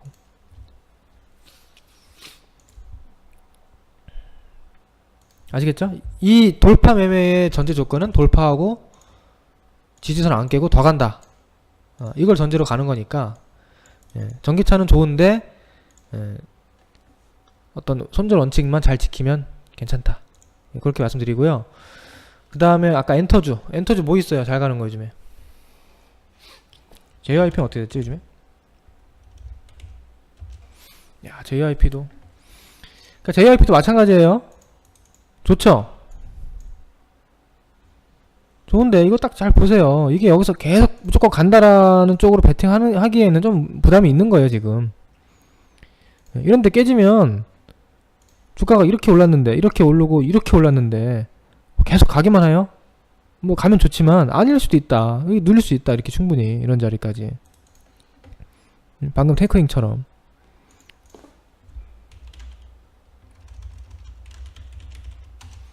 YG엔터도 이제 잘 가는데요. 얘도 단기적으로는 좀 괜찮아요. 단기적으로는 지금 당장 추세가 살아있으니까 얼마 전에 우리 VIP에서도 매매 잠깐 했는데 뭐 재미는 못 봤어요. 근데 아무튼 단기적으로는 붙어볼 만한 지금 추세에 있어요. 이거 돌파 나왔고 기간 게임 들어왔죠. 여기 단기 게임 들어왔는데 이거를 여기서 사가지고 중기 투자한다 라는 거는 이것도 역시나 기준이 있어야 된다. 여기서 이게 잘 가는 것처럼 하다가 다시 누릴 수 있어요. 이런 데까지 잘못해서. 아시겠죠? 엔터 아까 질문하신 분. 네. 좋은 거는 단기적으로는 괜찮고 중기적으로는 항상 좀 역발상도 필요합니다. 그러니까 우리나라 시장은요, 요즘 보면은 좋아 보이는 게 나중에 안 좋아 보이고요, 안 좋아지고요, 또 안 좋았던 게 좋아지고, 이런 게 많이 반복되거든요.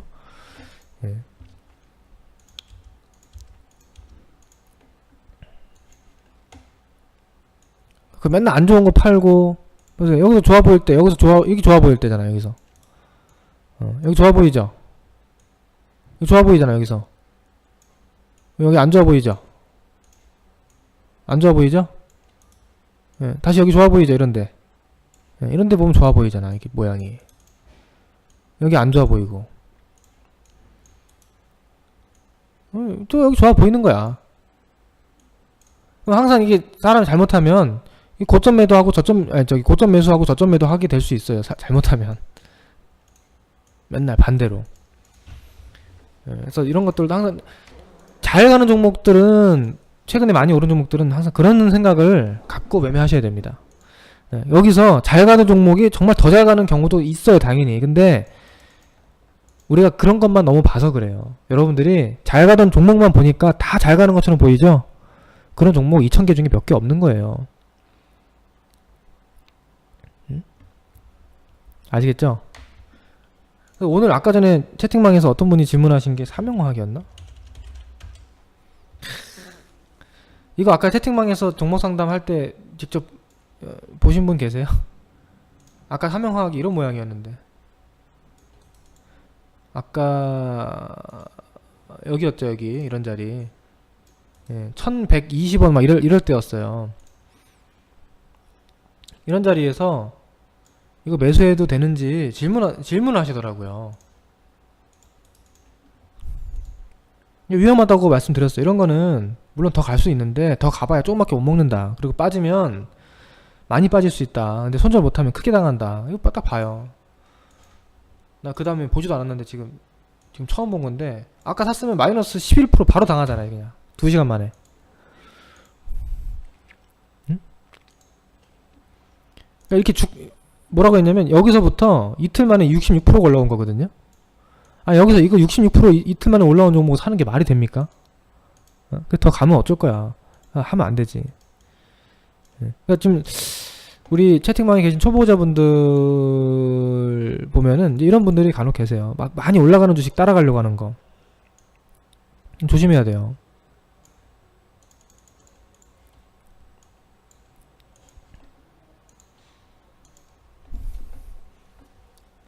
자, 이래서 아까 방금 봤던 전기차 엔터주가 그나마 잘 말씀해 주셨어요. 그나마 시장에서 지금 살아있는 틈새 업종이긴 합니다. 모멘텀이 있고 실적이 있으니까 그나마 시장에서 간택받은 거야. 선택받은 건데, 그런 거 제외하고는 전체적으로 어떻다? 살아있는 섹터가 별로 없다. 건설 시멘트는 중기 상승 추세 중에 단기 낙폭과돼 왔고요. 뭐 IT, 화학, 기계, 철강, 보험, 뭐 등등, 증권 등등, 이런 애들은 어떤 뭐 지지선 근접했다거나 박스권 하단에 왔다거나 단기 낙폭 가대, 이런 구간이 왔어요. 그럼 지금 어떻게 봐야 되냐면,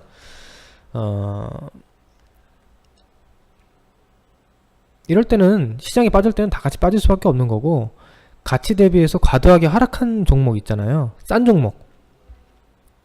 여러분들이 가격으로 봐야 돼. 가격. 이럴 때일수록. 여러분, 주식은 여러분들이 가격, 어떤 가치로 보려고 하는 심리보다는 차트의 흐름으로 편승하려고 하거든요.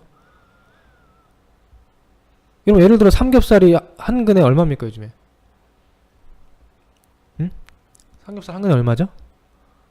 한 뭐 13,000원, 15,000원 하나요? 요즘 비싸졌다고 하던데. 15,000원이라고 칩시다. 한 근에 15,000원이에요. 근데 삼겹살을 한 근에 8,000원에 판다고 쳐요. 갑자기. 그럼 엄청 싼 거잖아요, 이거는. 엄청 싼 거예요. 그럼 사야 돼. 이게 7,000원까지 하락하면 어떡해요? 그래도 사야지. 그게 뭐 무서워요? 원래 15,000원, 14,000원짜리가 8,000원 된 거면 사서 7,000원이 돼도 버텨야 되고 이렇게 생각할 수 있는 거잖아요. 이게 가격이 싸면 그 매력이 있는 건데 주식은 별로 그런 생각을 안 해요. 근데 주식도 가격이 있는 거예요. 여러분 그 가격이 뭡니까? 여기 나와 있는 이 가격이 가격입니까? 응? JYP 24,800원이 가격이에요? 이게 뭔데? 이거는 이 회사의 가치를 반영하지 않아요. 뭘 봐야 돼요? 시가총액을 봐야 돼요. 시가총액. 지금 JYP는 시가총액이 8,800억이에요. 8,800억. 근데 좀 비싸요. 저는 개인적으로 JYP는 단타용으로 매매하는 거 아니면 절대 매매 안 합니다. 절대 매수 안 하고 싶어요. 1년에 뭐 200억대, 300억대 나오는 이익치에 자본 총계 지금 1000억, 1400억 하거든요. 현재 이 청산 가치가 1000억대인데 시가총액이 8,800억이야. 8배. PBR이 7배, 8배 되는 거잖아요. 이거 비싸다. 이런 거 안 해요. 근데 지금 시장을 잘 보시면 실적과 가치 대비해서 이 시가총액이 엄청나게 싸게 내려온 종목들, 그런 종목들이 있어요. 삼겹살이 한 근에 8,000원 하는 느낌처럼 주워 담아야지. 그런 것들. 물론 그게 7,000원이 순간적으로 될 수도 있습니다만, 그런 종목들. 결국 항상 시장은 반복됩니다. 이렇게 시장 전체적으로 급락이 나오면 나중에 회복이 되잖아요. 그죠? 그럼 그 싼 종목들은 무조건 올라가요. 무조건 올라갑니다. 그래서 아까 제가 전기차랑 엔터주를 그렇게 말씀드린 이유가 뭐냐면, 물론 좋아요. 이 전기차 좋은데 얘는 약간 이게 좀 속임수 느낌도 있고 뭐 잘 모르겠다 이거죠. 과열된 종목도 있고. 그럼 지금 시점에 싸게 거래된 헐값에 좋은 종목들도 많이 있는 상황에서 굳이 잘 가는 종목으로 포커스를 둘 필요가 있나? 저는 그런 말씀을 드리는 거예요. 굳이 잘 가는 종목을 한다 지금? 뭐 장이 정상적인 상황에서는 잘 가는 종목 위주로 보는 게 맞습니다만, 이렇게 크게 빠졌다 회복되는 그 국면에서는 싼 종목이 좋다. 그게 더 확실하고 쉬워요, 여러분들이 하기가. 당해도 덜 당하고. 예를 들어 이런 종목들은 나중에 당하잖아요. 사모컨에서 잘못 물리잖아, 이런 거. 이거 손실 크게 볼 수도 있어요, 잘못하면. 진짜로 이런 류의 패턴은. 지금 사서 막 20-30% 물릴 수 있단 말이에요. 근데 이미 많이 하락한 종목들은요, 지금부터 보면은 물려봐야 크게 안 물립니다. 물려봐야 크게 안 물리고 먹으면 크게 먹고.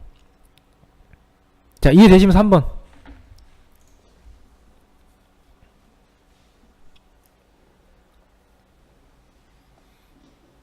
제 생각이에요. 제가 보는 솔직하게 시장을 보는 저의 생각을 말씀을 드리는 거고,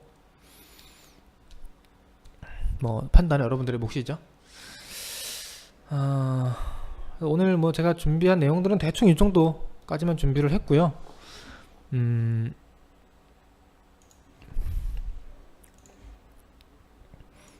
오늘 지금 보자. 해외 증시 어떻게 되고 있어요? 해외 증시 봅시다.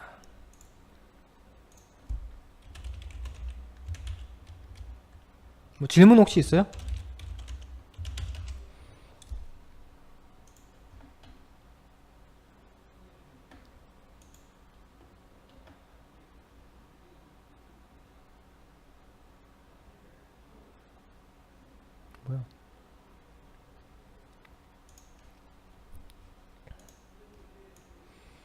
유럽 증시 많이 빠지네. 뭐 당연한 거지 뭐. 이거는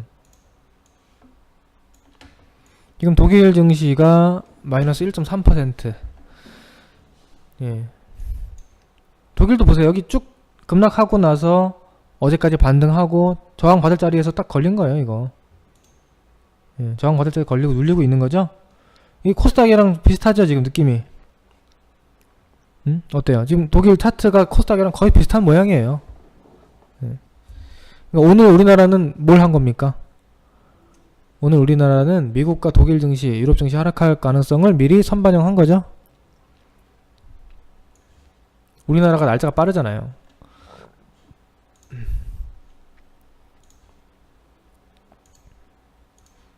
예, 이렇게 눌렸고 오늘 미국 유럽이 저렇게 끝나면 이제 그 다음날 내일 밤은 또 어떻게 될지 그거에 따라서 내일 우리가 또 선반영을 미리 하겠죠. 미국이랑 독일이 한 번 더 빠질 것 같다. 그럼 더 빠지겠지. 그렇게 해서 아까 제가 말씀드렸던 시나리오들 이렇게 해서 한번 봅시다. 이렇게 보시면 될 것 같고요. 그 다음에 대북주는 뭐 오늘 좋았는데 만약에 내일 장이 안 좋으면 내일은 좀 눌릴 수도 있고요, 당연히. 대북주는 지금 일단 6월달 북미회담이 있고 나서 모멘텀이 좀 소멸됐기 때문에 당장은 크게 가기 힘들죠. 그죠? 거기서 이제 반등을 6월달에 이제 눌릴 때 반등이 좀 어느 정도 잘 나와서 제때 못 판 부분들을 잘 팔았으면은 가장 좋았는데 사실 이번에 대북주가 어려웠던 게 뭡니까? 볼 수 있어요, 녹화방송. PC에서도 볼 수 있고 모바일에서도 볼 수 있고. 이번에 대북주가 어려웠던 게 고점 먹고 눌릴 때 반등 시 매도 할 수 있는 기회 자체가 거의 없었어요. 굉장히 좀 쭉 그냥 완만하게 쭉 미끄러져 가지고 그냥 칼같이 손절매 하는 게 아니었으면 그냥 좀 물려 내려오기 쉬운 패턴이 됐죠. 그래서 지금 상황에서는 사실 위에 이제 매물도 굉장히 많고요. 현대건설 기준으로 볼까요?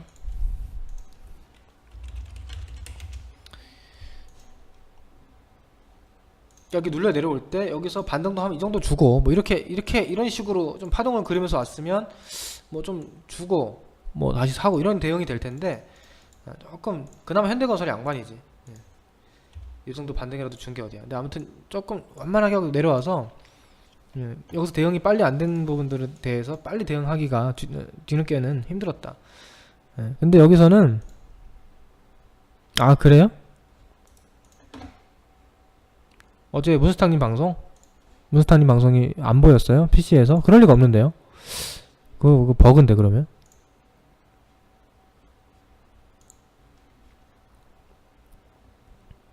다 보일 텐데요, 아마 여기. 여기 보시면은 글쎄요, 뭐 다른 문제가 있나요? 여기 공개 방송 가시면 최근 녹화 방송에 어제 방송 녹화가 다 있습니다. 실행이 안 된다는 얘기인가? 동영상 재생이 안 된다는 얘기인가요? 잠시 나와요 다. 오늘 제 방송도 여기 올라갈 예정이고요. 한번 다시 보시고 혹시 문제 있으면은 나중에 회사로 문의 주십시오. 얘는 대북주는 뭐 여기서 뭐 급등이 나오겠습니까? 여기서 이렇게?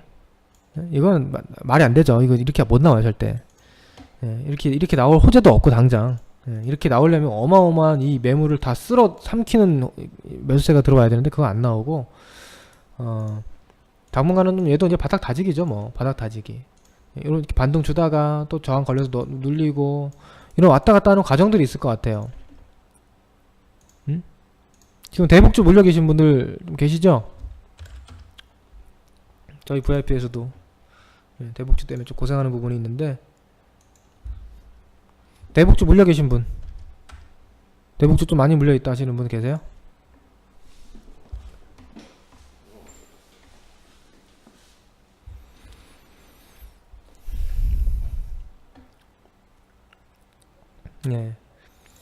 요거는 아무튼 요렇게 이런 거 기대하지 마세요.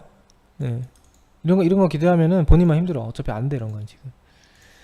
이렇게 올라왔다가 또 눌리고 뭐 이런 식으로 간다거나 또는 뭐 대략 아무튼 이런 형태의 어떤 기간 조정 이후에 상승 조정 가격 조정이죠. 그 다음에 이제 기간 조정 형태가 어느 정도 나오고 그 다음에 이제 8월이나 9월쯤에 어떤 이슈가 있을 거냐. 9월에 이제 유엔 총회가 있고 지금 북한에서 이제 종전선언을 좀 빨리 하고 싶어 하는 그런 이제 뉘앙스를 계속 풍기고 있잖아요. 비핵화 할 테니까 그 전에 종전선언을 좀 해라. 아니다, 미국은 아니다, 비핵화 먼저 해라. 이런 것 때문에 좀 문제가 생기고 있는 건데 결국에는 둘이 또 접점을 찾을 걸로 봅니다. 응?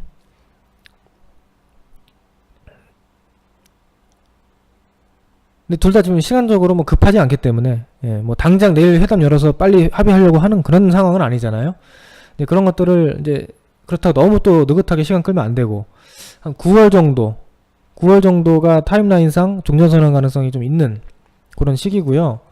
그리고 또 그런 과정에서 일이 잘 풀리면 2차 북미 회담 가능성이 있죠. 2차 트럼프와 김정은의 2차 북미 정상회담이 추진될 가능성이 있죠. 9월, 10월 해서 거기서 좀 더 구체적인 비핵화, 그러니까 그 전에 종전선언이 어느 정도 좀 가시화되고 그러면서 구체적인 비핵화의 어떤 그런 일정들이 좀 공개된다든지, 물론 뭐 북한이 완벽하게 CVID에 준하는 비핵화까지 할지는 사실 미지수입니다.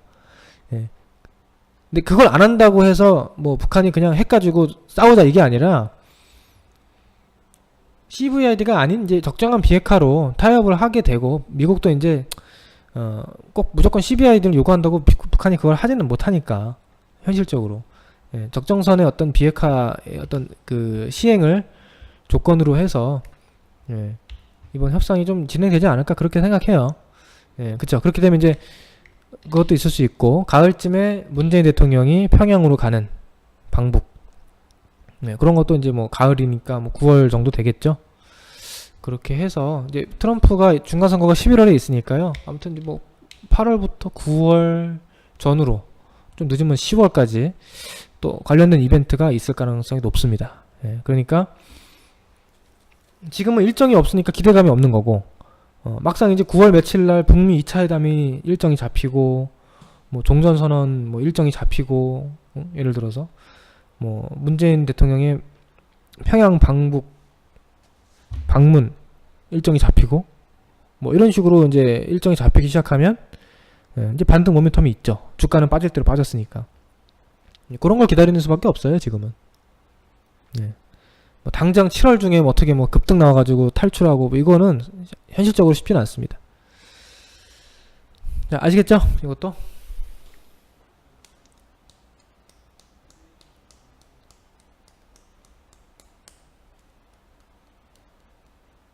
그렇게 보시는 게 맞을 것 같아요. 크게 보면 기회일 수 있죠, 지금이. 그런 부분들을 내가 좀 본다. 그런 부분들에 좀 내가 투자를 하고 싶다면 지금이 기회인 거고, 에이 나는 트럼프도 못 믿겠고 김정은도 못 믿겠다 그러면 어떻게 하면 됩니까? 안 하면 되죠. 그죠? 못 믿겠으면 안 하면 되는 거죠. 사실 뭐 그 둘의 어떤 뭐 앞으로의 행보에 대해서 우리가 정확하게 예상하는 사람이 어디 있겠어요. 문재인한테 물어봐도 모를 것 같은데, 정확하게. 당연히 자기 희망사항이 있겠지만 어디까지 빠질 수 있을까요? 글쎄요. 이것도 사실 월요일날 악재가 나왔죠? 그저께 악재가 나온 건가요? 악재인지는 잘 모르겠어요. 근데 아무튼 주말 동안에 폼페이오가 방북하고 나서 별다른 성과를 못 꺼내왔다.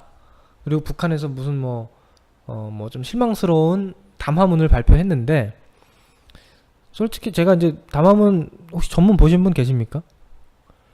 담화문 전문을 보면은 북한이 뭐 그렇게까지 막무가내로 뭐 그렇게 쓴 담화문은 아니에요. 그렇게 경우 없는 담화문이 아니고 굉장히 좀 진솔되게 현재 상황에 대해서 좀 아쉬운 부분을 얘기하고 뭐 그 어떤 긍정적인 여지도 많이 남겨놓은 담화문이거든요.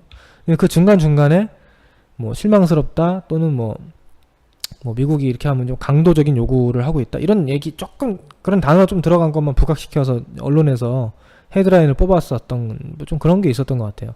근데 아무튼 악재가 나왔잖아요. 악재가 여기 악재 있었어요. 이런데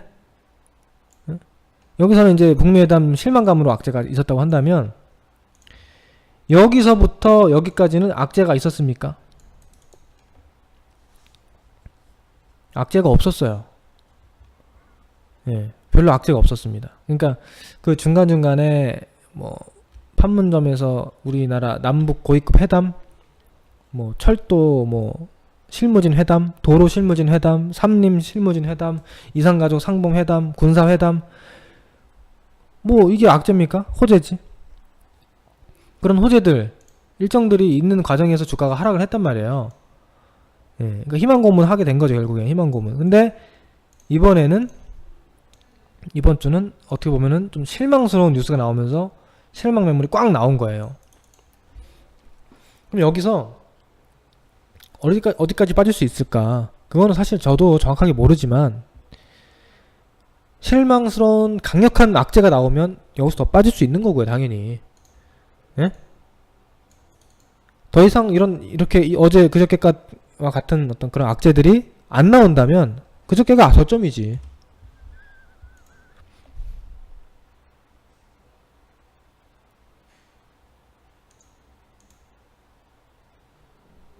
이해되시죠? 이 악재가 나올지 안 나올지는 제가 모르잖아요. 제가 북한도 아니고 폼페이오도 아니고.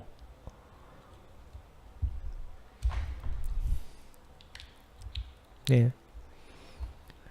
근데 이제 그거는 이미 이제 이 1차 북미 회담, 싱가포르 북미 회담 전에도 약간 그런 양상이 있었잖아요. 둘이 이제 합의를 하다가 조금 좀 트러블이 생기면서 서로 안 좋은 소리 왔다 갔다 하다가 더 이상 이제 안 좋은 소리가 더 이상 크게 왔다 갔다 하다 보면은 판이 엎어질 수 있기 때문에 이제 좀 빨리 서로 합의해가지고 좋은 쪽으로, 긍정적으로 쪽으로 가려고 하는 그런 힘이 작용하거든요. 이번에도 이번이 마지막일지 뭐 한 번 더 또 뭐 이런 불미스러운 뭐 이런 게 주고 받을지 그건 모르겠는데 몇 번 또 주고 받으면 여기서 판 깰 겁니까? 미국이랑 북한이? 그건 아니거든요. 뭐 나중에 판이 깨질지 몰라도 지금 당장은 일단 가던 길이 있어요. 지금까지 온 게 있기 때문에 뭐 조금 뭐 안 맞는다고 해서 아니 안 해. 이렇게 되기 힘들단 말이죠. 결국에는 어느 정도 타협해서 또 접점을 찾아서 다시 한번 뭐 2차 회담을 가든 뭐 하든 갈 거란 말이에요. 그러면 그걸 봤을 때는 앞으로 악재가 한 번 더 나올 거냐 뭐 안 나올 거냐 그 정도 차이만 있을 것 같아요.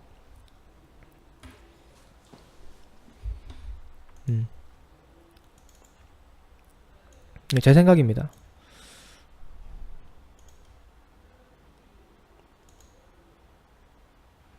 그래서 뭐 현대건설 기준으로 올라오면 이런데 저항이지 뭐. 그죠? 이런데 올라오면 저항이야. 이런데 올라오면은 5만원 후반대 6만원은 강력한 저항입니다. 아주. 여기를 한 방에 뚫는 거는 정말 어려운 거예요. 갑자기 어느 날 갑자기 뭐 종전선언이랑 북미회담 동시에 결정돼가지고 트럼프가 땅 발표하면 이렇게 급등하겠지만 뭐 그런 호재가 있지 않는 이상은 뭐 여기는 저항이다. 그건 알고 계세요. 이런 자리. 자, 그 다음 또 질문 있어요? 7시인데 이 정도, 7시 정도 마감해야지. 내일 개파락 나오겠네. 내일 시장 개파락 나오겠네 이거. 독일이 왜 이렇게 많이 빠지냐.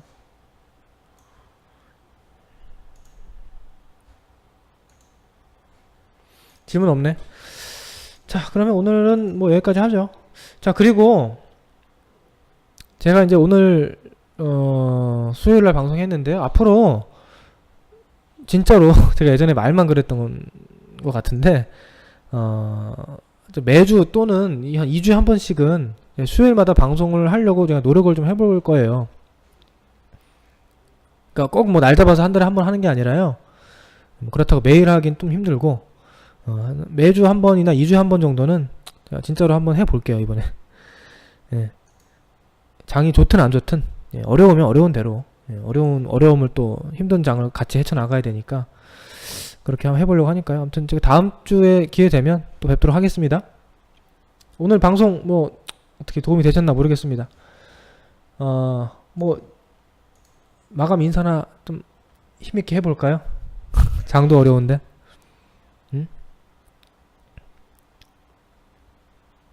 화이팅 외치면서 끝낼까요? 화이팅? 화이팅이 지금 화이팅을 하시든지 뭐 여러분 인사를 하시든지 자 이렇게 인사하고 마무리하죠. 화이팅 첫 번째요.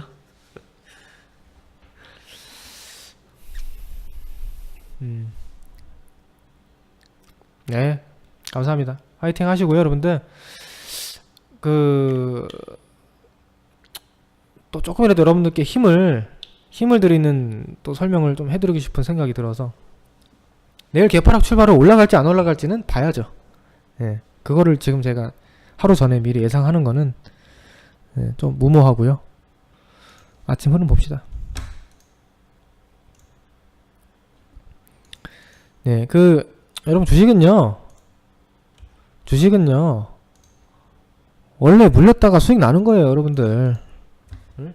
아니, 꼭 그렇게 아니지. 원래 꼭 물렸다 수익 나는 게 아니라 내가 매수해서 바로 수익 나는 경우도 있고 물렸다 수익 나는 경우도 있고 둘 중에 하나잖아요. 응? 수익 난다고 해도. 응? 여러분 워렌 버핏이 조지 소로스가 매수하면 다 수익 납니까? 바로바로? 원래 그 기다림이라는 게 있는 거야, 기다림이. 여러분 현대건설 그냥 보이니까 여기 물렸습니다. 예를 들어서 여기 물렸어요. 여기 물렸습니다. 내가 여기서 사가지고 물렸어요. 힘들어. 여기 기다리면 수익이잖아요. 이 수익이 보통 수익이야 이게? 물론 이거는 이제 결과론적인 얘기예요. 이걸 막상 하는 건 쉽지 않죠. 근데 원래 주식은 하락하고 올라가고를 반복하는 것 뿐이에요, 주식은. 여러분들이 올라가는 주식도 위에서 사면 손실이고 그렇잖아요. 우리가 어떻게 맨날 여기서 사겠습니까? 여기서 사서 수익 내고 여기서 사서 수익 내고 여기서 사서 수익 내고. 여러분 이렇게 하려고 주식 하시는 거예요 지금? 네? 이렇게 해서 이렇게 하려고 주식 하시는 거면은 그 생각 잘못하신 거야. 못해요. 이렇게 항상 그것만 맞춰서 하는 사람이 어디 있어? 주식은 이런 데서 사서 물릴 수도 있는 거야. 이런 데서 현대가서 이런 데서 사가지고 물려가지고 수익 낼 수도 있는 거고요. 물론 손절매 할 수도 있는 거고. 그런데 제 얘기는 원래 주식은 내렸다 올랐다를 한다. 내렸다 올랐다 하는 거고 물렸다가 수익 나기도 하는 거고 물렸다 올라오기도 하는 거고 그러면서 수익이 나는 거지. 그래서 그 결국 주식 투자라는 거는 기다림이 어느 정도 동반이 될 수 있는 겁니다. 내가 단타로 손절선 짧게 잡고 치고 빠지고만 반복하지 않는 이상 중기적으로 투자한다 그러면 당연히 물릴 수 있지. 그렇잖아요. 대신에 종목을 잘 골라야지. 대신에 그렇죠. 기다렸다가 아닌 애들도 있죠. 그거는 왜 그래요? 종목을 잘못 고르면 아무리 기다려도 안 돼요. 내가 종목을 어느 정도 잘 선정했다라는 전제 조건이 있어야 되는 거지.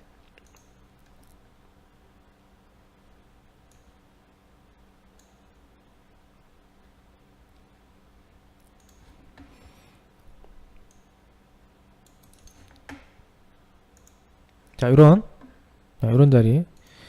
자리도 결국엔 포스코 보세요. 물렸어요. 내가 포스코를 엄청 매력적으로 보고 야, 포스코가 여기 언제입니까? 이게 2015년 7월인데 예를 들어서 20만원 이하로 내려왔어요. 저도 이때 관심있게 봤거든요. 엄청 많이 내려왔죠? 포스코가 50만원 하던게 40만원, 30만원, 20만원, 25만원, 야 20만원 깼어. 근데 이 당시에 포스코가 PBR이 이제 1 이하에서 0.8? 0.7? 이하로 내려왔을 거야 아마 제 기억에. 야, 포스코는 절대 망하지 않을 주식이야. 그리고 청산가치 이하, PBR 0.7 이하는 매력적인데? 라고 해서 매수를 했다고 칩시다. 근데 더 빠졌어요. 16만원 16만원까지 갔어요. 이게 실패입니까? 15만원대까지 갔네.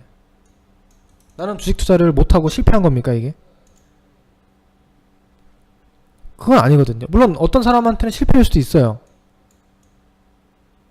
나는 단기 투자자다. 나는 당장 올해 안에 성과를 내야만 했던 사람이다. 그럼 실패지. 근데 여기 보세요. 결국 여기서 손실이 30%든 20%든 기다리면 수익이 나잖아요. 여러분 지금도 마찬가지. 지금도 여러분 종목이 20%가 물렸고 25%가 물렸다고 해도 그게 지금은 손실이지만 꼭 실패는 아니다. 아시겠죠? 응?